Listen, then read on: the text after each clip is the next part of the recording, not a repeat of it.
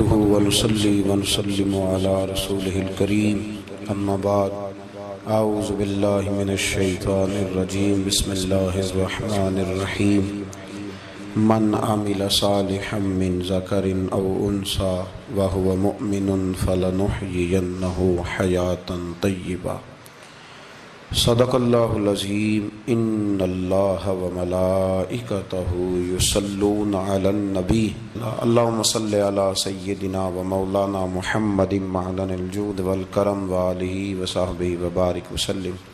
حمد و صلاۃ کے بعد آج رمضان المبارک کی 27ویں رات ہے۔ امام اعظم ابو حنیفہ رحمۃ اللہ علیہ سمیت بہت سارے بزرگ یہ فرماتے ہیں کہ یہی لیلۃ القدر کی رات ہوتی ہے، اگرچہ وہ اس بات کو طے نہیں کرتے لیکن فرماتے ہیں یہی اکثر ہم نے اسی مقام پر لیلۃ القدر کو پایا ہے۔ نبی رحمت علیہ الصلاۃ والسلام نے صحابہ کرام علیہم رضوان کے سامنے گزشتہ امتوں کے احوال ذکر فرمائے کہ 1,000 سال ان کی عمریں ہوتی تھی، 1500 سال تک وہ زندہ رہتے تھے۔ تو صحابہ کے دلوں میں تجسس پیدا ہوا کہ اگر عمر 1000 سال ہوگی تو نماز بھی تو 1000 سال ہی پڑھیں گے نا، اگر عمر 1500 سال ہوگی تو روزے، عبادتیں، یہ سارے کام بھی تو بڑے زیادہ کرتے ہوں گے۔ تو یہ شوق جب پیدا ہوا تو اللہ کریم نے فرمایا کہ محبوب میں ایک رات دیتا ہوں، لیلۃ القدر خیر من الف شہر، جو رات ایک ہوگی پر 1000 مہینے سے بہتر ہوگی، 1000 مہینے سے۔ یہ رات اگر کسی کو میسر آ جاتی ہے اور پھر وہ صدق دل کے ساتھ، یعنی توجہ کے ساتھ، انہماک کے ساتھ، احتساب کی نیت سے، گناہوں کی معافی کی نیت سے اگر وہ اس رات کا قیام کرتا ہے، عبادت کرتا ہے، ذکر کرتا ہے، دعا کرتا ہے، تو محبوب کریم علیہ السلام نے وعدہ فرمایا ہے کہ اللہ اس کے پچھلے سارے گناہوں کو معاف فرما دے گا۔ دین، شریعت، قرآن، اسلام یہ بحث کرنے نہیں آیا دنیا میں۔ علماء جو بحث کرتے ہیں وہ توضیحات کے لیے، تشریحات کے لیے، تفاسیر کے لیے، وہ ان کا مقام ہے، لیکن ہم جو عوام بحث کرتے ہیں تو سمجھ لیں کہ دین بحث کرنے کے لیے نہیں آیا، دین تو عمل کرنے کے لیے آیا، اس پر عمل کیا جائے گا، عمل کی کوشش کی جائے گی۔ اور قرآن مجید نے کہا من عمل صالحا من ذکر او انثی، جو کوئی بھی اچھے عمل کرے چاہے وہ مرد ہو یا عورت ہو، وہو مؤمن، شرط یہ ہے کہ وہ مومن ہو، فلنحیینہ حیاتا طیبہ، فرمایا ضرور ہم اسے پاکیزہ زندگی عطا فرما دیں گے۔ جو عمل والے لوگ ہوتے ہیں انہیں اللہ کون سی زندگی دیتا ہے؟ حیات طیبہ، پاکیزہ زندگی۔ اللہ پاک، صاف ستھری، غلاظتوں سے پاک زندگی دیتا ہے جو بندہ عمل کرتا ہے۔ توبہ کا مطلب یہ ہوتا ہے کہ میں پچھلے گناہ پہ شرمندہ ہوں اور آئندہ نہ کرنے کا پکا وعدہ کرتا ہوں۔ انسان ہے، وعدے کے باوجود بھی کہیں غلطی کر لیتا ہے تو اللہ معاف کرنے والا ہے، لیکن وہ ساری رات روتا رہا، ہر مسجد سے چیخنے کی آواز آئی، اس نے ساری رات مسجد میں رو کے گزاری، لیکن جھوٹ چھوڑنے کا اس کا ارادہ ہی کوئی نہیں۔ وہ تو کہہ رہا ہے 3 دن کا رمضان رہ گیا ہے، پھر میں نے دیکھ نہیں لینا تمہیں۔ فساد چھوڑنے کا اس کا پروگرام ہی کوئی نہیں۔ وہ تو میاں طے شدہ بات ہے کہ سویرے وہ دکان پہ جائے گا اور صبح جو بیسن بیچے گا نا سموسے اور پکوڑے کے لیے، اس میں بھی ملاوٹ کرنے کا ارادہ رکھتا ہے۔ تو یہ ساری رات توبہ توبہ کہنے کا کیا مطلب ہوا؟ کھل کے ساری رات اس نے توبہ توبہ کی۔ حضرت عمر فاروق رضی اللہ تعالیٰ عنہ کے بارے میں امام ابن جوزی نے لکھا ہے کہ رات کو نا گھر کے اندر بیٹھے بیٹھے اچانک رو پڑے حضرت عمر، 62 سال عمر ہے، خلافت کے آخری ایام چل رہے ہیں، تو رو پڑے ایسے ہی گھر میں بلا وجہ ہی۔ آپ کی اہلیہ نے، زوجہ نے بیٹے کو اٹھایا، فرمایا پتہ کرو تمہارے باپ کو کیا مسئلہ ہے، کہیں کوئی تکلیف تو نہیں، درد تو نہیں، صاحبزادے آئے؟ ابا جی کیا بات ہے؟ فرمایا اماں کو بلاؤ۔ سب لوگ جمع ہو گئے تو جناب عمر فاروق رضی اللہ تعالیٰ عنہ فرمانے لگے کہ بیٹھو میرے ارد گرد۔ سب بیٹھ گئے تو فرمانے لگے آج جب میں مسجد سے نکلا تھا تو میرے نبی پاک کے سچے صحابہ، سچے رسول کے سچے صحابہ، حضور کے سچے غلام یہ کہہ رہے تھے کہ عمر بڑا ہی اچھا ہے، عدل والا ہے، انصاف والا ہے، تو ابا جی اس میں رونے والی کیا بات ہے؟ تو فرمانے لگے ڈر یہ لگتا ہے کہ باہر تو میں اچھا تھا، کہیں گھر میں تو نہیں کوتاہیاں کرتا رہا۔ میری بات پہ توجہ کرنا، کہیں گھر میں آپ باتیں سن لیں تو شاید جتنی میں کرتا ہوں دوسرا کار ہی کوئی نہ سکے، لیکن جب عمل کے راستے پہ ہم نکلتے ہیں تو وہ مسدود ہے، وہ بند ہے۔ عمل کس نے کرنا ہے؟ آپ کوئی آیت پڑھیں تو یہاں غلطی نکالنے والے 20 لوگ مل جائیں گے، 20 لوگ، لیکن اس آیت پہ عمل کرنے والے کتنے ملیں گے؟ تو حضرت عمر فاروق رو رہے تھے، کہنے لگے کہیں تمہارے حقوق تو نہیں پامال کرتا رہا؟ تو آپ کی اہلیہ نے جب سنا تو وہ کہنے لگی عمر مجھے تو بڑا پرانا شکوہ ہے، آپ کا جاہ و جلال اتنا تھا میں بات نہیں کر سکی۔ عمر تم نے سارا دن مسجد میں گزار دیا اور ساری رات نقاب اوڑھ کے مدینے کی گلیوں میں گزار دی، میں تو زندگی کی کوئی خوشی دیکھ ہی نہیں سکی۔ چاہ تو میرے اندر بھی تھے نا کہ میرا شوہر کچھ گھڑیاں بیٹھتا، کہیں مجھے لے کے جاتا، تو میں تو کچھ نہیں دیکھا، مجھے بڑا شکوہ ہے۔ تو حضرت عمر کہنے لگے چل اللہ کی رضا کے لیے معاف کر دے۔ بھئی معافی بیوی سے نہیں مانگی جا رہی، معافی اپنی غلطی کی مانگی جا رہی، یہ سمجھ لیں۔ بیوی کے لیے تو خاوند کا بہت بڑا مقام ہے نا، لیکن یہاں غلطی کس بات کی ہے؟ اپنی کمزوری پر غلطی کا اعتراف کر کے معذرت کا سوال کیا جا رہا ہے۔ تو حضرت عمر کہنے لگے معاف کر دے، تو اہلیہ کہنے لگی میں نہیں معاف کرتی، میری شرط پوری کریں۔ فرمایا وہ کیا؟ فرمانے لگی قیامت میں جب اللہ آپ کے لیے جنت کا حکم دے گا تو آپ میری سفارش کریں گے اللہ کی بارگاہ میں؟ سفارش کریں گے کہ یا اللہ مجھے کپڑے دھو کے دیتی تھی، میری عزت کی حفاظت کرتی تھی، میرے بستر کو پاک رکھتی تھی، کہیں گے؟ تو حضرت عمر فرمانے لگے تیرے ساتھ وعدہ رہا، رب نے اگر عمر کو اپنے فضل، اپنے کرم اور اپنے محبوب کے صدقے جنت دی تو عمر تیرے بغیر جنت میں نہیں جائے گا۔ عمل کا رستہ، عمل کا رستہ دیکھیں نا، 2 دفعہ استاد بات کرتا ہے، 2 دفعہ، اور کوئی زیادہ، ایک تو ہے نا کہ ایم اے اور جناب ایم ایڈ اور ایم فل اور پھر پی ایچ ڈی قسم کا استاد، ایک وہ جو matric P T C teacher ہے نا، وہ 2 دفعہ اسٹوڈنٹ کو کام کہے تو تیسری دفعہ وہ ناراض ہو جاتا ہے، کہتا ہے میں 2 دفعہ کہا ہے۔ بچے کو آپ 2 دفعہ کہتے ہیں اور اگر تیسری دفعہ کہنا پڑے تو غصہ آتا ہے نہیں آتا؟ بھئی تو نے اتنی دفعہ کہا تو سمجھ نہیں رہا بات کو۔ اور اگر اللہ کریم قرآن مجید میں سینکڑوں دفعہ کہے نماز پڑھو، سینکڑوں دفعہ، اور یہ بہانے کر رہا ہے، یہ بھی پروگرام بنا رہا ہے، پھر کہتا ہے میں بے چین رہتا ہوں، میں بے قرار رہتا ہوں۔ عمل کا رستہ اس کو اختیار کریں، آپ سکون میں رہیں گے۔ بد عمل آدمی اور بے عمل آدمی یہ ہمیشہ پریشان رہتے ہیں، ہمیشہ۔ عمل کریں، توبہ کریں تو پھر بدل جائیں، پھر تبدیلی آئے، اور یہ کوئی مشکل کام نہیں، جو بدلنے والے تھے وہ بدل گئے، بڑا کچھ کرتے تھے پر پھر وہ لوگ بدل گئے۔ حضرت فضالہ رضی اللہ تعالیٰ عنہ کہتے ہیں کہ میں بڑا دل دادا تھا عورتوں کا، اور میرا ماحول یہ تھا کہ میں قتل بھی کر لیتا تھا، معاذ اللہ چوری بھی کر لیتا تھا، اور رات میری طبیعت تھی معاذ اللہ نئی سے نئی عورت کے پاس جانا۔ کہتے ہیں ابو جہل نے اعلان کیا کہ جو نبی پاک علیہ السلام کا سر اقدس معاذ اللہ کاٹ کے لائے گا، نقل کفر، کفر نہ باشد، 100 سرخ اونٹ انعام ملے گا۔ تو میں نے ارادہ کر لیا کہ میں بہت سارا انعام حاصل کروں گا۔ قرآن مجید میں نا اللہ فرماتا ہے کہ بہت سارے لوگ ایسے ہیں جنہیں اگر میں رزق میں کشادگی دے دوں، زیادہ پیسے دے دوں، فرمایا باغی ہو جائیں، وہ سرکش ہو جائیں۔ یہ بہت سارے لوگوں کو جو اللہ تبارک و تعالیٰ اعتدال میں رکھتا ہے تو یہ ان کے لیے بہتر ہے۔ ہر بندہ دولت کے ہوتے ہوئے نیک ہو سکتا، تو یہ اللہ اگر رکھتا ہے نا اعتدال میں تو شکر کرے اللہ کا، ورنہ تو لوگ عیاشیاں کریں، پتہ نہیں کیا کچھ کر گزرے۔ تو حضرت فضالہ کہتے ہیں کہ میں نے خنجر تیار کیا اور میں نے بغل میں اس کو چھپایا، اوپر میں نے چادر اوڑھ لی۔ اب مجھے پتا تھا ظہر کی نماز کے بعد نبی پاک صلی اللہ علیہ وسلم طواف کعبہ کے لیے، بیت اللہ شریف کے طواف کے لیے جاتے ہیں۔ کہتے ہیں میں بھی اس طرف بڑھا، رستے میں نا وہ خاتون جس کے گھر میں نے رات آنا تھا، میں نے دروازے پہ دستک دی، میں نے کہا کہ تیار رہنا، تیار رہنا، آج میں بڑے پیسے لے کے آؤں گا۔ اسے میں نے یہ کہا اور پھر میں چلا گیا بیت اللہ شریف کا طواف کرنے۔ کہتے ہیں اللہ کے محبوب بھی طواف کر رہے تھے تو میں نے بھی طواف شروع کر دیا۔ ارادہ یہ تھا کہ جہاں نبی پاک علیہ السلام میرے قریب سے گزریں گے تو موقع پا کر میں حضور کے جسم اقدس پر خنجر کھونپ دوں گا اور معاذ اللہ شہید کر دوں گا۔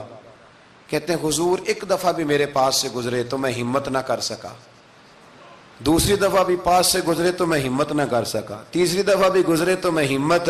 نبی کریم صلی اللہ علیہ وسلم 2-3 دفعہ گزرے تو فرماتے ہیں کہ مجھے موقع نہ ملا، اس لیے کہ حضور فرماتے ہیں اللہ نے رعب کے ساتھ میری مدد فرمائی، دشمن پر میرا رعب طاری ہو جاتا ہے۔ فرماتے ہیں جب چکر پورے ہو گئے تو محبوب کریم نہ چھٹے چکر پہ فرمانے لگے فضالہ چکر ایک رہ گیا ہے، بے خبر ہو جو غلاموں سے وہ آقا کیا ہے، ایک پھیرا رہ گیا ہے۔ کہتے ہیں طواف مکمل ہو گیا تو محبوب میرے قریب آئے، فرمایا وہ کام کرتے کیوں نہیں جس کے لیے آئے تھے؟ میں نے عرض کی یا رسول اللہ کون سا کام، کیسا کام؟ اندر تو چور تھا نا، بانج فقیروں کسے نہیں ماریا اے ہوئی چور اندر دا، اندر چور تھا نا۔ کہتے ہیں حضور نے مجھے کندھے سے پکڑ کے ہلایا، فرمایا کرتے کیوں نہیں؟ جب حضور نے ہلایا تو وہ خنجر بھی پیروں میں گرا اور میں بھی رسول اللہ کے پیروں میں گر گیا۔ میں نے کہا حضور مجھے کلمہ پڑھا دیں۔ کہتے ہیں حضور نے پہلے میرے دل پہ دست مبارک پھیرا، پھر میرے نبی نے مجھے کلمہ پڑھا دیا۔ اب نا مرید ہونے والا کہتا ہے کہ جی آہستہ آہستہ میں ٹھیک ہو جاؤں گا۔ اب وہ آہستہ آہستہ کا کیا ترجمہ ہے یہ بالکل سمجھ نہیں آتی۔ بھئی کسی بندے سے 5 لاکھ روپیہ لینا ہے تو اس سے وہ کہتا ہے جی میں آہستہ آہستہ دوں گا، 500 روپیہ دے دیا کروں گا روز کا، تو کہتے ہیں میری رقم خراب ہوتی ہے، پورے دو۔ اور نیکی کی بات جب آتی ہے تو کہتے ہیں حضرت صاحب دین اتنا سخت نہیں ہے، میں آہستہ آہستہ ٹھیک ہو جاؤں گا۔ اب میں مغرب عشاء پڑھنی شروع کر دیا میں نے، اب میں تسبیح لے لی ہے، کل میں نے بھی آہستہ آہستہ میں ٹھیک ہو جاؤں۔ یعنی رقم لینی ہو تو وہ آہستہ آہستہ قبول نہیں ہے، لیکن اور مکان کی رجسٹری اگر کرانی ہو تو مالک مکان کہے گے آہستہ آہستہ کرا لو، کہتے ہیں پیسے پورے دیے، سویرے چل اور بیان دے۔ یہ کیا بات ہوئی؟ یہاں یہ جو ہمارا ماحول تھا نا کر لیں گے ہو جائے گا، یقین کریں لوگ قبروں میں چلے گئے ہیں پر مسجدوں میں نہیں آئے۔ ہر کام سے لوگ ریٹائر ہوئے پر گناہوں سے ریٹائر نہیں ہوئے، آخر تک تباہی اتر گئی لیکن لوگ بدلنے کو تیار نہ ہوئے۔ حضرت فضالہ کہتے ہیں ابھی میں نے کلمہ پڑھا، ابھی میں واپس آیا، رستے میں وہ بی بی کھڑی تھی، کہتے ہیں میں وہ شخص تھا کہ عورتیں مرتی تھی میرے اوپر اور کسی کی جرت تھی کہ وہ آئیں بائیں شائیں کرے، لیکن فرماتے ہیں میں بی بی کے پاس سے گزر گیا۔ پہلے تو اس کا خیال تھا رکے گا، لیکن جب میں رکا نہ تو دروازے پہ آئی، اور جب میں گزر گیا تو اس نے آواز دی، لیکن میں نے سنی انسنی کر دی، جب آگے بڑھا تو میرے پیچھے دوڑی۔ فرماتے ہیں مجھے پکڑ کے کہنے لگی فضالہ تجھے کیا ہوا، تو وہی نہیں جو یہاں سے گیا تھا؟ آپ فرماتے ہیں میں کبھی نہیں رویا تھا، میں کبھی نہیں رویا تھا، اور جب کہا نا تو وہی نہیں، کہتے میں نے سر اٹھایا تو میری آنکھوں میں آنسو تھے، میں نے کہا میں جو گیا تھا وہ نہیں ہوں، اب تو میں محمد عربی کا غلام بن گیا، اب میں وہ نہیں ہوں، اب نہیں ہو سکتا کہ کوئی میری نظر میلی ہو جائے، یہ کیسے ممکن ہے؟ اب نا اسلام کی تعریف ہم نے یہ کی ہے کہ خبردار کوئی ہمارے قریب نہ آئے، ہم کسی کو بات نہیں کرنے دیتے کہ ہم مسلمان ہیں، ہم بات نہیں کرنے دیتے۔ پتہ کیا بات ہے، ایک میری یہ تقریر ہوتی ہے ممبر پہ، اور ایک میرا عمل ہوتا ہے جب میں سفر کرتا ہوں، جب میں گاڑی میں بیٹھتا ہوں، جب میں دوستوں سے ملتا ہوں۔ جب ان دونوں باتوں میں تضاد آتا ہے نا، تضاد، تو لوگ تقریر کو جذبات نہیں کہتے، ایک فن بن جاتی ہے تقریر۔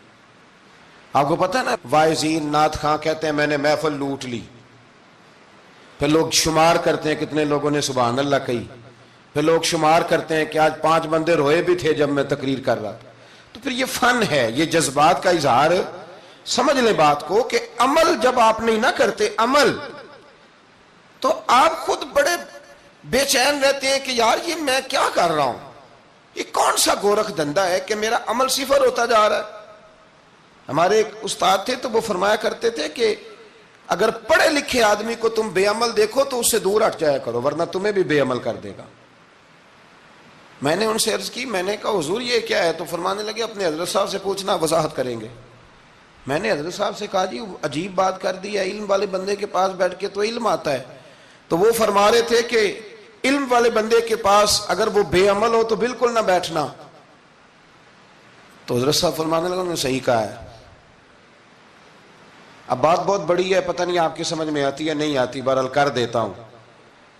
پڑھا لکھا بندہ اگر بے عمل ہو تو اس کے پاس، تو میں نے کہا حضور کیوں؟ فرمانے لگے اس لیے کہ وہ اپنی بے عملی پر بھی دلائل دے گا، وہ بے عملی پر بھی دلیلیں قائم کرے گا کہ یہ وجہ ہے تو اس لیے میں ایسے کر رہا ہوں. تو چونکہ وہ بے عمل ہے اور ہے پڑھا لکھا، نبی کریم صلی اللہ علیہ وسلم کے غلام نہ پل بھر میں بدل جاتے تھے.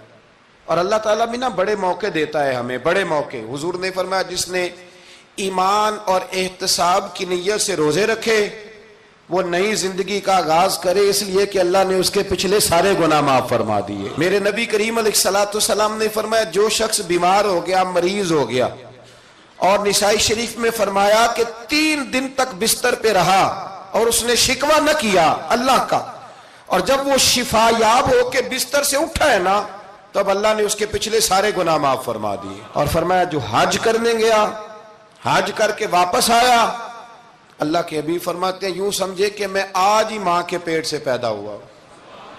بڑے موقع اللہ نے دیے، بڑے موقع، بڑے سارے موقع عطا فرمائے کہ میں تیرے پچھلے گناہ معاف کر دوں گا. تو بھی تو نئی زندگی کا آغاز کرنا، تو بھی تو شروع کرنا نئے سرے سے، تو بھی تو بدل کے آنا، تو بھی تو اپنے اندر تبدیلی پیدا کرنا. سالوں بیت گئے، ہمیں سالوں بیت گئے، تقریر کرتے، تقریر سنتے، قرآن سنتے، پورا پورا قرآن سنتے، ترجمہ اور تفسیر لوگوں نے پڑھ پڑھ کے بڑا بڑا جگہوں پہ لوگ دلائل دیتے، بات کرتے. کب وہ وقت آئے گا جب ہم عمل کریں گے؟ تھوڑا تھوڑا مجھے سفر کرنا پڑتا ہے، دنیا میں گھومتا رہتا ہوں، تو کچھ چیزیں ایسی ہوتی ہیں جو کبھی کبھی انوکھی ہو جاتی ہیں. میں ایک جگہ پہ تھا تو وہاں 4 5 6 عمرے کے ٹکٹ تھے محفل میں.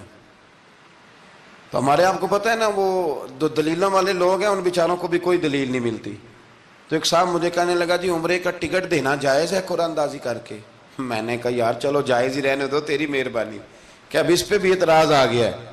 میں نے کہا 100% جائز ہے، کوئی اس میں کوئی ایسی بات نہیں ہے. لیکن اندازی تو شروع ہو گئی جو حدیث میں نہیں آئی، عمرے کے ٹکٹ والی ہے جائز، پر نبی پاک نے جس قرآن اندازی کا کہا تھا وہ کب ہوگی؟ حضور نے فرمایا تمہیں پہلی صف کے ثواب کا پتہ چل جائے تم قرآن اندازی کرو. وہ کس دن کرنی ہے؟ کس مسجد میں ہوتی ہے؟ حضرت عبداللہ ابن مسعود فرماتے ہیں تمہیں پتہ چلے اذان کا ثواب کتنا، تم قرآن اندازی کرو. کب کرنی ہے؟ کون پڑھے گا اذان؟ کون یہ آگے بڑھ کے کام کرے گا؟ بھئی جو قرآن اندازی حدیث میں ہے وہ کب ہوگی؟ یہ تو قرآن اندازی شروع ہو گئی اور ہو رہی ہے. اب تو لوگ جہیز دینے لگے ہیں قرآن اندازی کر کے، یہ ماحول بن گیا. دین عمل کرنے کے لیے آیا ہے. جو حکم میرے نبی پاک کے غلاموں کو ملا انہوں نے عمل کر کے دکھایا، انہوں نے عمل کر کے دکھایا. وہ عمل کے میدان کے لوگ تھے. حضرت ابوبکر صدیق سے زیادہ روایات مروی نہیں ہیں، اگر ڈھونڈنے نکلو گے تو زیادہ قول نہیں ملیں گے ان کے. حضرت عمر فاروق کے زیادہ اقوال، زیادہ ارشادات آپ کو نہیں ملیں گے. حضرت سیدنا عثمان غنی کی زیادہ باتیں آپ کو نہیں ملیں گی. ان کا عمل ملے گا، ان کا کردار ملے گا، ان کا لب و لہجہ ملے گا، زندگی گزارنے میں کیا طریقہ اختیار کیا وہ آپ کو ملے گا. اب تو وہ لوگ رخصت ہو گئے جن کے عمل سے لوگ زندگی پکڑتے تھے، عمل سے، کردار سے. تو عمل کا رستہ کب اختیار کریں گے؟ آگے کب بڑھیں گے؟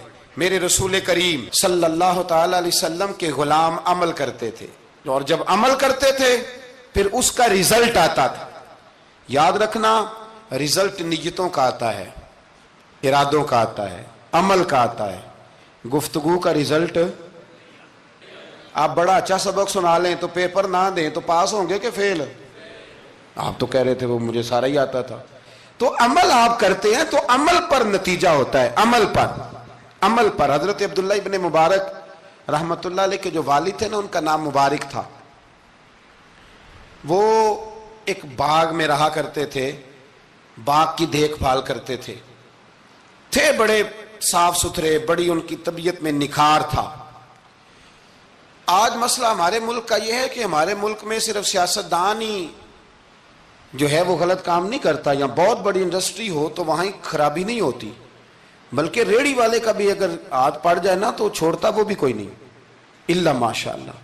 وہ بھی جو اچھے اچھے آم ہوتے ہیں وہ فرنٹ پہ لگائے ہوتے ہیں، اس نے دکھانے کے لیے اور ہوتے ہیں اور دینے کے لیے اور ہوتے ہیں، اور وہ کہتا ہے کہ یہ بھی تو میں نے بیچنے ہیں نا، تو بھئی اگر یہ بھی بیچنے تھے تو اکٹھے لگانے چاہیے تھے، لیکن معیار ہے نا ہمارا، عمل کا رستہ مسدود ہے۔ حضرت مبارک جو تھے وہ مالی کے طور پر غریب آدمی تھے تو کام کاج کرتے تھے۔ تو ایک دن باغ کا مالک آ گیا، اس نے آ کے آپ سے کہا کہ کنوں کا باغ تھا، اس نے کہا کہ لاؤ ایک، کنوں لا کے دیا تو کھٹا تھا، اس نے کہا یہ نہیں ٹھیک، دوسری درخت سے لاؤ، دوسرے سے لائے تو وہ بھی کھٹا تھا، تیسرے سے لائے وہ بھی کھٹا تھا۔ کہنے لگا بیٹے کتنے سال ہو گئے تمہیں؟ تو فرمانے لگے 10-12 سال۔ تو کہنے لگے تمہیں ابھی بھی نہیں پتا کس جگہ کا کنوں میٹھا ہے، سارے کڑوے لائے ہو؟ تو آپ فرمانے لگے آپ نے مجھے دیکھ بھال کے لیے رکھا ہوا ہے، کنوں چکھنے کے لیے نہیں رکھا، مجھ سے قسم اٹھا لیں کبھی میں نے چکھا بھی ہو، اس لیے کہ میرے ذمے اور کام۔ باغ کا مالک اتنا خوش ہوا کہ اس نے آزاد بھی کر دیا، اپنی بیٹی کا نکاح بھی کر دیا، اور وہ باغ بھی آپ کو تحفے میں ہی دے دیا۔ ان کے گھر حضرت عبداللہ بن مبارک پیدا ہوئے۔ ان کے والد گرامی کہتے ہیں کہ ایک دن پھر ایسا ہوا کہ میں نے نا باغ بڑا سجایا سوارا، محنت کری، بادشاہ آ گیا۔ تو بادشاہوں کو بھی کچھ چیزیں پسند آ جاتی ہیں نا، اور ہمارے ملک میں تو ڈھیر سارے لوگ بادشاہ ہیں، ڈھیر سارے لوگ بادشاہ ہیں۔ اگر کسی تگڑے بندے کو کسی غریب کی جھونپڑی پسند آ گئی پھر اسے دینی ہی پڑے گی، بلکہ ایسی ایسی خبریں سننے کو ملتی ہیں کہ چودھری صاحب نے آ کے کہا ہے کہ مفت دینی ہے کہ پیسے لے کے دینی ہے، یہ یہاں تک خبریں۔ تو بادشاہ آ گیا، اس نے دیکھا بڑا سجا سنورا باغ ہے، اس نے حضرت مبارک سے کہا کہ مجھے نا جوس بنا کے پلاؤ کنوں کا۔ تو حضرت نے اسے نا جوس دیا، اس نے پیا تو بڑا مزہ آیا، کہنے لگا ایک گلاس اور نہیں دیتے؟ تو حضرت اور بنانے لگے، تو اس کے دل میں نا اس سے پہلے خیال آ گیا کہ باغ بڑا شاندار ہے اور پھل بھی بڑا مزیدار ہے، تو قبضہ نہ کر لوں، اپنا ہی نہ ہو جائے، یہ اس کو دیتے ہیں تھوڑے بہت پیسے، یہ نکل جائے گا، نہ بھی نکلا تو ڈانٹ دیں گے۔ اتنی دیر میں نا حضرت مبارک رحمت اللہ تعالی علیہ ایک گلاس شربت کا اور بنا کے لے آئے، بادشاہ کو دیا نا، تو اب جو گلاس آیا تو کڑوا تھا، کسیلا تھا، کھٹا تھا۔ تو بادشاہ کے گلے کو پڑا تو کہنے لگا یہ تم نے کیا کیا؟ پہلے تو بڑا میٹھا تھا، باغ وہی ہے تو ذائقہ کیسے بدل گیا؟ تو آپ فرمانے لگے وہ بادشاہ کی نیت بدلی ہے نا، بادشاہ کی نیت بدلی ہے تو اس کا بھی ذائقہ بدل گیا ہے، تو نیت نہ آپ کی بدلتی۔ تو اور یہ حضور کا فرمان ہے، فرمایا اللہ کے کچھ بندے ایسے ہوتے ہیں جو اللہ کے دیے ہوئے نور سے دیکھتے۔ کہا آپ کی نیت بدل گئی تو اس کا ذائقہ بدل گیا۔ اب بادشاہ نے دل میں کہا نہیں یار بندہ کہہ تو ٹھیک ہی رہا ہے، یہ تو اس کی محنت سے اللہ نے پھل دیا ہے، مجھے ایسا نہیں کرنا چاہیے۔ تو حضرت دوڑ کے گئے تو دوسرا جوس کا گلاس بنا کے لائے، اب دیا تو میٹھا تھا، کہنے لگا اب کیا ہوا؟ فرمانے لگے آپ کی نیت ٹھیک ہو گئی ہے تو رب نے ذائقہ بھی ٹھیک کر دیا ہے۔ نبی پاک علیہ السلام نے فرمایا اللہ تو تیرے گمان کے قریب رہتا ہے، تیرے گمان کے۔ یہ میں بچوں کو نا تھوڑے دن پہلے میں انہیں کہہ رہا تھا دین میں آگے بڑھنے کے لیے کوئی سیاست نہ کرنا، کوئی چکر نہ چلانا۔ میں نے چکر چلانے والے لوگ ہمیشہ پیچھے رہ جانے والے دیکھے، تھوڑا کر لینا پر اتنا کرنا جتنا مخلص ہو کے ہو سکے، کوئی چکر چلانا، کسی کھاتے میں پڑنا، اس سے بچنا، نہ پیچھے رہ جاؤ۔ میں نے بڑے بڑے تیز لوگوں کو زندگی میں زیرو دیکھا ہے، اور بڑے بڑے سادے لوگ جن کو 50,000 روپیہ گننا پڑ جائے تو تھک جائیں، لیکن اللہ نے انہیں دیا ہے تو بغیر حساب کتاب ہی عطا فرمایا ہے۔ تو ہم نہ نیتوں کے بل بوتے پر عمل کریں، خالی باتیں نہ کریں، آپ کا جو عمل ہوگا وہ آسانی کر دے۔ حضرت حبیب اجمی بڑے مالدار تھے، دنیا میں ڈھیر سارا فساد مالداروں کی وجہ سے ہوتا ہے۔ یہ جو شادیاں مہنگی ہوئی ہیں نا، یہ ابھی تھوڑا عرصہ پہلے کی بات ہے کہ شادی میرج ہال میں کرنے کا کسی دیہاتی کو کہتے تھے تو وہ کہتا تھا کہ میں نے نہیں میرج ہال میں کرنی، تی کروں توڑی دیے۔ اب کیا ہوا ہے؟ کوئی منع کرتا ہے؟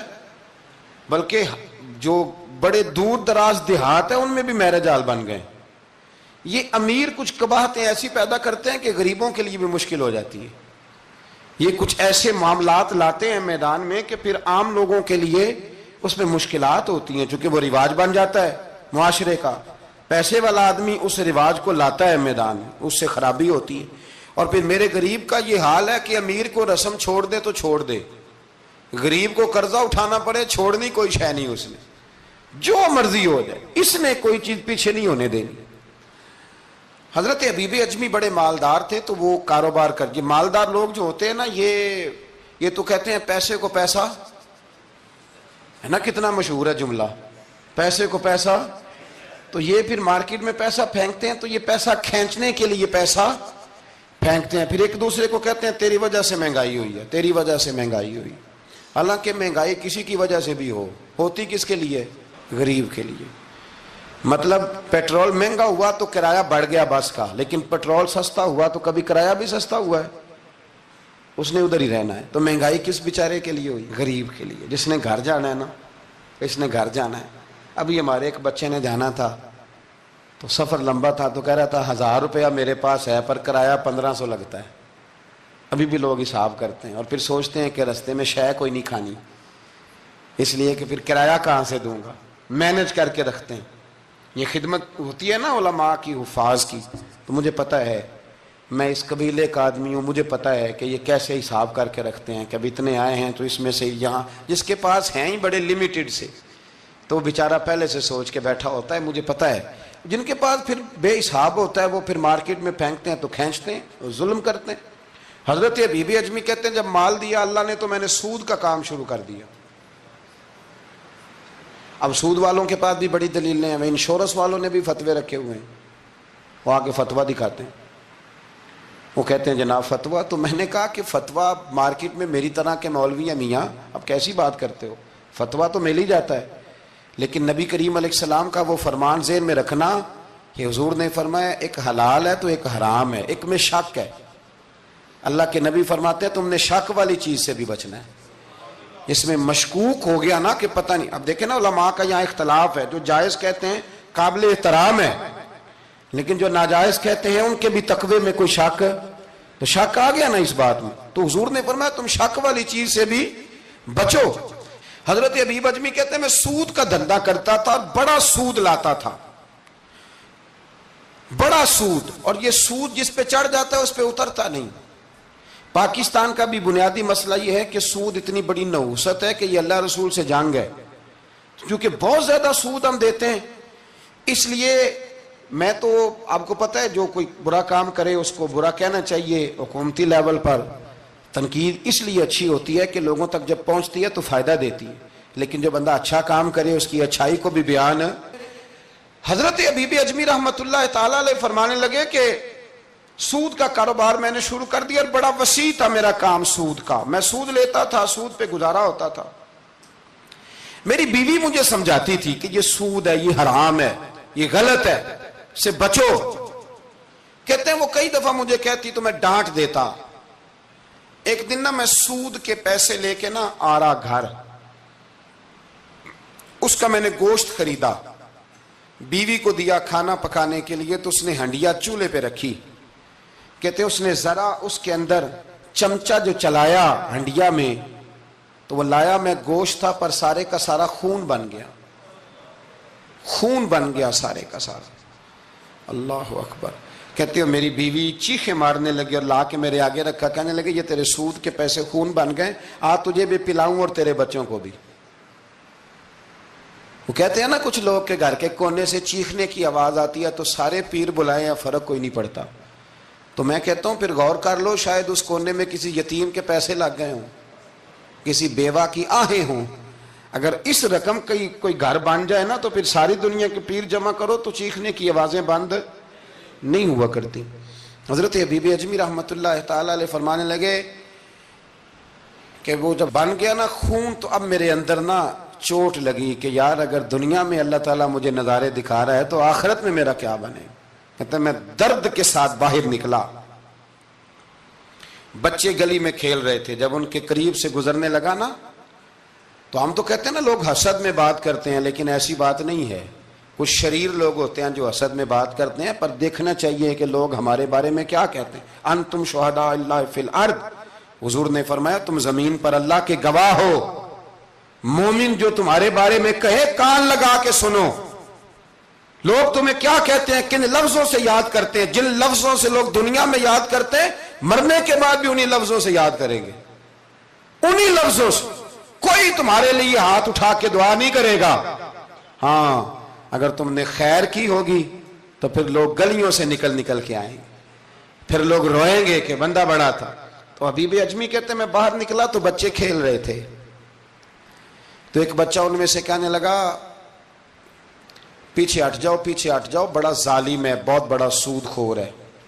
چھوٹا بچہ، ایسا نہ ہو کہ اس کے پیروں سے مٹی اڑے اور ہمارے کپڑوں پہ پڑ جائے تو ہمیں بھی نحوست ملے، چھوڑو سودیہ ہے۔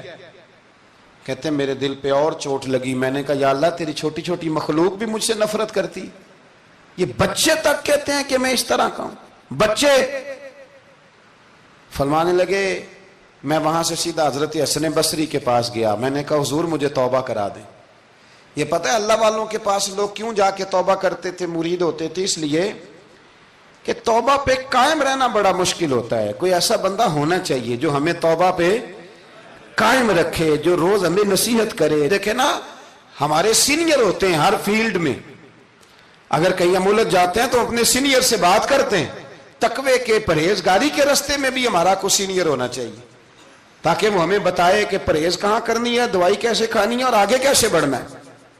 فرمانے لگے میں حضرت حسن بصری کے پاس گیا، توبہ کی، معافی مانگی، گڑ گڑایا، بڑا رویا، تو خواجہ حسن بصری نے مجھے توبہ کرائی۔ میں نے پکا ارادہ کیا کہ مر جاؤں گا پر حرام کا پیسہ نہیں کھاؤں گا، مر جاؤں گا حرام کا لقمہ نہیں کھاؤں گا۔ ویسے بھی ہم زیادہ کھا نہیں سکتے، یہ وارثوں کا مال ہوتا ہے، ہمارا تھوڑی ہوتا ہے۔ ہم کسی کے مال کے محافظ بنے رہتے ہیں، اور کھائے گا کوئی اور حساب دے گا۔ اور جہاں تک بچوں کا معاملہ ہے نا، بچے اچھے ہوں نا تو پیسے بانی جاتے ہیں، اور بچے نالائق نکل آئیں تو جو ہوں وہ بھی اجڑ جاتے ہیں۔ تو اس لیے محنت تربیت پر ہونی چاہیے، نہ کہ بینک بیلنس پر ہونی چاہیے۔ حضرت حبیب اجمی کہتے ہیں واپس آیا سچی توبہ کر کے، ایک لقمہ حرام نہیں کبھی لوں گا۔ ابھی وہ بچے وہیں کھیل رہے تھے جن کے پاس سے میں گزر کے گیا تھا، کہتے ہیں واپس آیا تو وہیں کھڑے تھے، انہی بچوں میں سے وہی بچہ دوبارہ بولا، کہنے لگا پیچھے ہٹ جاؤ، پیچھے ہٹ جاؤ، اللہ کا ولی آ رہا ہے، کہیں ایسا نہ ہو کہ ہمارے پیروں سے گرد اڑے، اس کے کپڑوں پہ پڑے اور ہم بے ادب لکھ دیے جائیں۔ کہتے ہیں میں نے چلتے چلتے چیخ ماری کہ اے اللہ، ابھی تو میں آج بدلا ہوں، آج میں بدلا ہوں تو تو نے میرے حق میں ساری گواہیاں بھی بدل دی ہیں، تو نے سارا نظام بدل کے رکھ دیا ہے۔ تبدیلی اپنے اندر لائیں، روح کے اندر لائیں، مزاج کے اندر لائیں۔ یہ شب قدر کی رات ہے، توبہ اور استغفار کریں، لیکن بدلنے کے ارادے سے، چھوڑنے کے ارادے سے۔ اعلیٰ حضرت فاضل بریلوی رحمت اللہ علیہ جب ذی الحج کی آخری رات ہوتی تو فرماتے صبح سال بدل رہا ہے تو ہمیں بھی بدل جانا چاہیے۔ لوگ پوچھتے حضور کیا بدلیں؟ فرمایا جو ایک سپارہ پڑھتا تھا 2 کر دے، اور فرمایا جو اپنے آپ کو خوش کرنے کے لیے باتیں کرتا تھا وہ باتیں کم کر دے۔ آج نہ کچھ بدلنے کا پروگرام بنائیں، اپنے رب کریم کے ساتھ دل ہی دل میں وعدے کریں کہ کچھ عادتیں ہم چھوڑیں گے۔ یہ غلط بات ہے کہ عادتیں چھوٹا نہیں کرتی، حضور عادتیں ہی تو بدلنے آئے ہیں دنیا میں، عادتیں بدل جایا کرتی۔ اپنے آپ کو بدلیں اور اپنے اندر تبدیلی پیدا کریں، پھر خدا کے رزلٹ کا انتظار کریں، پھر دیکھیں اللہ کس طرح کے فیصلے فرماتا ہے۔ آپ ارادہ کریں، آپ پروگرام بنائیں، آپ ذہن اپنا بنائیں کہ میں نے نا اب کچھ بدل جانا ہے، اب میں نے اندر کچھ اپنے تبدیلی پیدا کرنی ہے، نکل آئیں۔ 2-3 گزارشات جاتے جاتے آپ سے عرض کروں۔ ایک تو زندگی میں کچھ کام ایسے کریں کہ جن کاموں کا مجھے پتا ہو یا میرے رب کو پتا ہو، کسی انسان کو خبر نہ ہو۔ دوسری بات یہ یاد رکھیں کہ دین کا کوئی کام بھی زندگی میں کرے نا تو اپنے اوپر مشقت کریں کہ وہ کام میں نے ریاکاری کے طور پہ نہیں کرنا، وہ دکھلاوے کے طور پہ نہیں کرنا۔ دینی معاملات کے اندر، دینی کاموں کے اندر، یعنی پہلے آپ اپنے آپ کو مطمئن کریں کہ واقعی آپ فی سبیل اللہ وہ کام کر رہے ہیں۔ اب یہ جو رسم ہے نا بے تحاشا، کچھ چیزیں بوجھ بننے لگ گئی ہیں، بوجھ طبیعت محسوس کرتی ہے کہ یہ کیا ہو رہا ہے، مطلب ہم یہاں بھی ہم وہ کام کریں گے سیکھ کے سن کے تیار کر کے، باہر آئیں تھوڑا۔ حضرت ابو مرتعش ایک درویش گزرے، وہ کہتے ہیں میری حج کی تیاری تھی، میں گھر میں بیٹھا تھا بالکل تیار تھا، کل پرسوں جانا تھا، تو میری اماں نے پانی مانگا، بیٹا پانی دینا۔ رسالہ کشیریہ میں اس کو لکھا ہے، کہتے ہیں اماں جی نے کہا پانی لاؤ، تو میں نے نا چھوٹے بھائی سے کہا اماں جی کو پانی دینا، اماں جی نے مجھ سے پانی مانگا ہے۔ یہ جو پیر صاحب ہوتے ہیں ان کو بھی اماں کی خدمت کرنی چاہیے کہ نہیں کرنی چاہیے؟ وہ جو انڈسٹری کا مالک ہے 2 کروڑ روپیہ وہ نرس رکھ دے اماں کو کہ خود اماں کو روٹی کھلائے؟ وہ کہتا میں کر تو رہا ہوں، میں ہی تو تنخواہ دیتا ہوں، بی بی جو رکھی ہوئی ہے۔ کس کو خدمت کرنی چاہیے؟ ڈاکٹر صاحب کو، انجینئر صاحب کو؟ نبی وقت بھی ہونا، نبی وقت بھی اور ولی وقت بھی، تو ماں اس کے لیے بھی قابل تعظیم ہوتی۔ آپ بات کو سمجھے؟ نبی کریم علیہ السلام تو اپنی رضائی ماں آتی تھی تو حضور اٹھ کے کھڑے ہو جاتے تھے۔ حضور نے کہا یہ تعظیم کا موقع ہے۔ حضرت ابو مرتعش کہتے ہیں اماں نے پانی مانگا، کل میں نے حج پہ جانا تھا، چھوٹے بھائی سے کہا ذرا اماں کو پانی دینا، چونکہ میں تو پیر صاحب ہوں، میں تو علامہ صاحب ہوں، 25-30 آدمی ابھی گلی میں کھڑے ہیں مجھے ملنے والے، پتر تو پانی لا دے، پانی کی بات ہی ہے نا۔ کہتے ہیں فوراً میرے دل میں خیال آیا کہ سینکڑوں میل کا سفر حج کا پیدل کرنا ہے، اس کے لیے تیرا نفس تیار ہے، اور یہاں سے اٹھ کے وہاں مٹکے سے پانی ڈالنے جانا ہے اماں کے لیے، اس کے لیے ذہن تیار نہیں۔ فرماتے ہیں پھر میرے اندر سے آواز آئی کہ یہ تو حج کرنے جا رہا ہے نا، اس میں لوگ تجھے حاجی کہیں گے، اور واپسی پہ تیرے گلے میں پھولوں کا ہار ڈالیں گے، لیکن اماں کو پانی پلانے پر تو کوئی بندہ انعام نہیں دے گا، کوئی شور نہیں ہوگا۔ تو فرماتے ہیں میں سمجھ گیا کہ ابھی میں حج کے لیے نفسیاتی طور پر تو تیار ہوں پر دلی طور پر تیار نہیں ہوں۔ کہتے ہیں میں نے حج کا ارادہ چھوڑ دیا۔ میری اماں کہنے لگی بیٹے جاتا کیوں نہیں؟ میں نے کہا اماں پہلے تیرے تک پہنچ لوں پھر بیت اللہ شریف تک بھی پہنچ جاؤں۔ تو دینی کام زندگی میں کوئی بھی کرے نا مخلص ہو کے کریں، نکل آئیں تسنوں سے، بس کریں۔ یار مطلب سب کے سامنے اداکاری تو اللہ رسول کے سامنے بھی اداکاری چھوڑ دے یار، مطلب ویسے بھی میں کہتا ہوں اداکاری کرتے بندہ تھک جاتا ہے، اداکاری کرتے کرتے نا بندہ وہ لمبی نہیں چلتی۔ تو آپ نارمل زندگی میں اللہ رسول کے ساتھ رہیں گے تو وہ آپ کے لیے بہتری ہوگی، آسانی ہوگی آپ کے لیے۔ میں شب برات کی محفل کے بڑے پوسٹر نہیں بنواتا، شب قدر کے بھی نہیں بنواتا، اگر کبھی بنتے ہیں تو دوست کوئی بنا کے لگا دیتا ہے، بڑا مختصر سا پیغام، وہ بھی شاید آج کیوں بلا۔ میں دوستوں کو ہمیشہ کہتا ہوں کہ جس کو تنہائی میں شب قدر میں مزہ آتا ہے نا اللہ اللہ کرنے کا، وہ تنہائی میں کرے، لیکن زیادہ تر لوگ کر نہیں پاتے، اس لیے ہم محفل کو سجاتے ہیں۔ اس میں کوئی ایسا مقصد نہیں، کوئی ایسا معاملہ نہیں، خدا را کچھ تھوڑا سا اخلاص للہیت پیدا کریں طبیعت میں، اور کبھی بھی دین کے معاملے میں کسی جگہ بھی کوئی ایسا کام نہ کریں جس میں رکاوٹ ہو، آزمائش ہو۔ ابھی کی بات بتاتا ہوں، میں نے ہمارے جو تراویح کے حافظ صاحب ہیں ان کی خدمت کی، ابھی ہم نے، مجھے ایک سنگی کہنے لگے آپ نے بتایا نہیں کیا دیا ہے۔ میں نے کہا میرے خیال میں بتانے کے لائق ہوتے تو شاید بتاتا، اب آپ کسی کو 2-4 ہزار دے کے اس کا اعلان کریں گے تو یہ کچھ چیزیں ہیں نہیں اعلان کرنے والی۔ پھر یہ کہ وہ میں دیکھتا رہتا ہوں نا جی، تصویریں پہنچتی رہتی ہیں کہ جو 500 دے رہا ہے وہ بھی فوٹو کھنچوا رہا ہے، جو سوٹ دے رہا ہے وہ بھی فوٹو کھنچوا رہا ہے۔ تو جو ایک جگہ پہ میں کھانے کے لیے بیٹھا تھا ٹیبل پہ، تو انہوں نے پہلے نا برتن اٹھا کے تو چاولوں کی فوٹو کھینچی، پھر قورمے کی کھینچی، پھر ساری چیزوں کی۔ تو میں نے کہا کہ یار پہلے ہمیں پوچھ لو ہم نے کیا کیا کھانا ہے، جو کھائیں گے اس کی فوٹو کھینچ لینا۔ اب تم ہماری فوٹو کے ساتھ قورمہ فٹ کرو گے تو لوگ تو کہیں گے نا مولانا کھا کے گئے، تو میں نے پتہ نہیں کھانا ہے نہیں کھانا۔ تو آپ ڈریں اللہ تعالیٰ سے، ہر بات میں تھوڑی یہ مطلب تسنع آئے گی، ہر بات کے اندر تھوڑا یہ معاملہ رہے گا۔ تو تیسری گزارش جو بڑی ضروری اور بڑی اہم ہے، دنیا میں جو چیز اس وقت سب سے زیادہ پریشانی کا شکار ہے وہ دینی اقدار ہیں۔ ہر شعبے میں تیزی سے کام ہو رہا ہے، تیزی سے، اور دینی اقدار کو لوگ پیچھے کرتے جا رہے ہیں۔ کئی بہانے ہیں لوگوں کے پاس، کہتے ہیں مولوی لڑتے بڑا ہیں تو ہم کدھر جائیں، تو میں کہتا ہوں کون سا مولوی کہتا ہے شراب پیو؟ کہا ہے کبھی کسی مولوی نے؟ وہ کوئی بھی ہو. کسی نے کہا ہے کہ رشتہ داروں کے تعلقات خراب کر لو؟ کسی نے کبھی کہا ہے کہ ڈاکے مارو؟ تو آپ کیا بات کرتے ہیں صاحب؟ کون سا مولوی کہہ رہا ہے کہ چوریاں کرو؟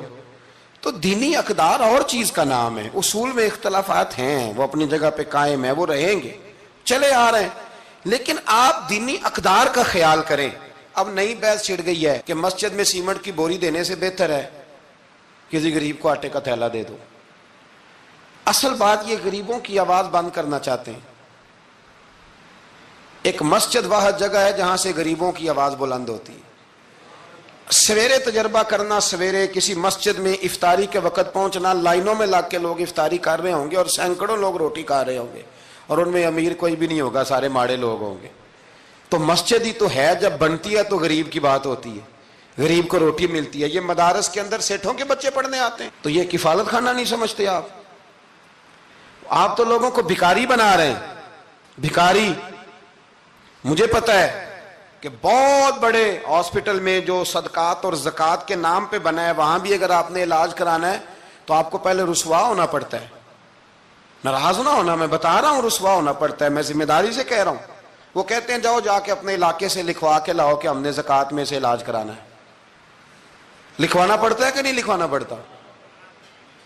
یعنی جو ہسپتال بنا ہی صدقات اور زکوٰۃ پہ ہے، میں کسی کو ٹارگٹ نہیں کر رہا، لیکن وہ کہتے ہیں جاؤ 4 آدمیوں سے لکھوا کے لاؤ. پہلے آپ نے لکھوانا ہے، پھر آپ نے تصدیق کرانی ہے، پھر پاپڑ بیلنے. تو کتنے لوگوں کے سامنے پردہ کھلا کے زکوٰۃ کے ساتھ آپ یہ کرا رہے ہیں. اور اصول کیا ہے؟ صدر الشریعہ فرماتے ہیں اگر تمہیں پتہ ہے میرے بھائی کو زکوٰۃ لگتی ہے تو بتا نا زکوٰۃ ہے. اسے کیا ہے یہ عیدی ہے، بچوں کے کپڑے لے لینا. اسے بتا نا، پڑھیے بارے شریعت، بتا نا. اسے کہہ کہ یہ میری طرف سے تحفہ ہے، اسے کہہ ہی نا. اسلام اتنی پردہ داری. یہ جو ہمارے مدارس ہیں نا، میں بڑی ذمہ داری سے، یہ مجھ سے پہلے ایک دوست نے پوچھا، پھر 2 4 5 لوگوں نے پوچھ لی یہ بات. تو میں نے کہا کہ نبی پاک کو یتیموں غریبوں کا بڑا خیال تھا، پر حضور نے تو مدینے آ کے سب سے پہلے مسجد ہی بنائی ہے. حضور نے باقی سارے کام بعد میں کی. تو یہ اب نیا پراپوگنڈا ہے. دینی اقدار میں تھوڑا تھوڑا نا اپنا حصہ ڈالے. کس طرح بھلا؟ کس طرح؟ جب بہت سارے لوگ دین کے مخالف بات کر رہے ہوں تو آپ ایک آواز صرف بلند کر دیں کہ نہیں یار ایسی کوئی بات نہیں ہے. دین کل بھی قابل عمل تھا، آج بھی قابل عمل ہے، قیامت تک قابل عمل رہے گا. آپ اپنا حصہ ڈالیں. وہ چندے دینے، وہ باقی معاملات بڑے بعد کے ہیں، لیکن میں سمجھتا ہوں سب سے زیادہ جس چیز کی ضرورت ہے وہ یہ ہے کہ ہم دین کے نمائندے بنے. اب نہ 50 لوگ دین مخالف بات کر رہے ہوتے ہیں، پر ایک بھی اٹھ کے کہتا نہیں کہ یار یہ آپ ٹھیک نہیں کہہ رہے، یہ بات غلط ہے، یہ درست نہیں ہے. میں آپ سے گزارش کروں گا، وہ آپ کسی میدان میں بھی ہیں، کسی چوک میں بیٹھے ہیں، سوشل میڈیا پہ بیٹھے ہیں، کہیں بھی بیٹھے ہیں، آپ اپنے دین کے نمائندے بنیں. اس تیزی کے ساتھ لبرل لوگ دین کو بدنام کرتے ہیں، اس تیزی کے ساتھ نظام کو چلاتے ہیں، اتنی خرابی پیدا کرتے ہیں کہ آنے والی نسل دین بیزار ہوتی جا رہی. دین بیزار یعنی بچے خوف کھاتے ہیں مسجد کے، مدرسے کے، مولوی کے نام سے خوف کھاتے ہیں. اور خدا کے بندو، جس بندے نے پاکستان بنایا تھا نا، خواب دیکھا تھا، وہ بندہ اس دور میں پی ایچ ڈی تھا جب پی ایچ ڈی بندے چراغ لے کے نہیں ملتے تھے. اقبال نے اس زمانے میں پی ایچ ڈی کی جب پی ایچ ڈی پتہ نہیں شاید خال خال ہوتی تھی. وہ ڈاکٹر بھی تھے، وہ شاعر بھی تھے، فلسفی بھی تھے، ادیب بھی تھے، بہت بڑے منطقی تھے اقبال. اور ردیف قافیہ، مجھے تھوڑی سی دلچسپی ہے شاعری سے، پر میں دنگ رہ جاتا ہوں جب اقبال کو پڑھتا ہوں کہ پتہ نہیں لفظ اس بندے کے سامنے ہاتھ جوڑ کے کھڑے رہتے تھے ہمیں استعمال کر، لیکن اس بندے نے علامہ کہلانا پسند کیا. اسے کوئی علامہ کہتا تھا تو اقبال راضی ہوتے تھے، فرماتے تھے جب کہ مجھے علامہ کہتا ہے تو مجھے یوں لگتا ہے کہ میں مصطفیٰ کے دین سے جڑا ہوں. وہ پسند کرتے تھے یہ بات کہنا، پسند کیا اس شخص نے. یہ آپ سمجھے، سرما تھا میری آنکھ کا خاک مدینہ و نجف، یہ پسند کیا اس بندے نے یہ بات کہنا. اس نے پسند کیا اپنے آپ کو رسول اللہ صلی اللہ علیہ وسلم کا غلام کہنا. آپ سمجھے، نہ جہاں میں کہیں بھی اما ملی، جو اما ملی تو کہاں ملی. کہنے لگے میرے جرم خانہ خراب کو تیرے عفو بندہ نواز. تو اس لیے دین کے آپ محافظ بنیں، اور میرے سے زیادہ آپ کی آواز بلند ہوگی. جب ایک اسٹوڈنٹ پینٹ شرٹ پہن کے دین کی بات کرے گا تو لوگ کہیں گے نہیں رمق ہے، اس کو یہ کہہ کے بند نہیں کریں گے تو مولوی ہے تیری. تو میں آج شب قدر میں آپ سے گزارش کرتا ہوں, میں منت کرتا ہوں. اب نہ بڑی تباہی ہو گئی ہے, میری نسل کے آنے والے بچے دین بیزار ہو گئے, وہ ڈرتے ہیں, شب قدر کی راتوں میں مسجدوں میں نہیں آتے, شب برات کی راتوں میں مسجدوں میں نہیں آتے. ایک تیزی سے جال پھینکا گیا ہے اور کافر اس میں کامیاب ہے. خدا را واپس لوٹو, اپنے دین کے نمائندے بنو. اقبال کہا کرتے تھے میری زندگی کا مقصد تیرے دین کی سرفرازی, میں اسی لیے مسلمان, میں اسی لیے نمازی. کہنے لگے یا رسول اللہ میں مسلمان بھی اس لیے ہوں کہ میں دین کی بات کروں گا, اور نماز بھی اس لیے پڑھتا ہوں کہ تیرے دین کا جھنڈا بلند ہوگا. پر دین نبی دا وانگ یتیمہ رووے تے کرلاوے, تے آکھے میں کتھوں لبا عمر بہادر جڑا مینوں سینے لاوے. بڑی قسم پرسی ہے, دین کے نمائندے بنو, دین کی ذمہ داریوں پر آپ اپنا کردار ادا کرو, یہ بڑا ضروری ہے. تھوڑی منصوبہ بندی دین کے لیے بھی کرو. اگر پروفیسروں میں, ڈاکٹروں میں, انجینئر لوگوں میں, سیاست دانوں میں آپ کو اچھے لوگ مل جاتے ہیں اور آپ دل و جان سے ان پہ قربان ہونے لگتے ہو, تو کوئی دیندار بھی تلاش کاری لو, انشاءاللہ بڑے بڑے اچھے لوگ مل جائیں گے, اور اللہ کے فضل سے مل جائیں گے, اللہ کے کرم سے مل جائیں گے. اور یہ وہ والا کھیت ہے جو اکثر سرسبز و شاداب ہی رہتا ہے, اکثر سرسبز و شاداب ہی رہتا ہے, اکثر اس کے اندر خوبصورتی اور پھل پھول اور پودے لگے رہتے ہیں. جو میں نے کہا میں دعا کرتا ہوں اللہ اسے قبول فرمائے. جہاں ہم بھول گئے میری دعا ہے اللہ ہم سے درگزر فرمائے. خیر کی بات کی اللہ ہمیں توفیق عطا فرمائے.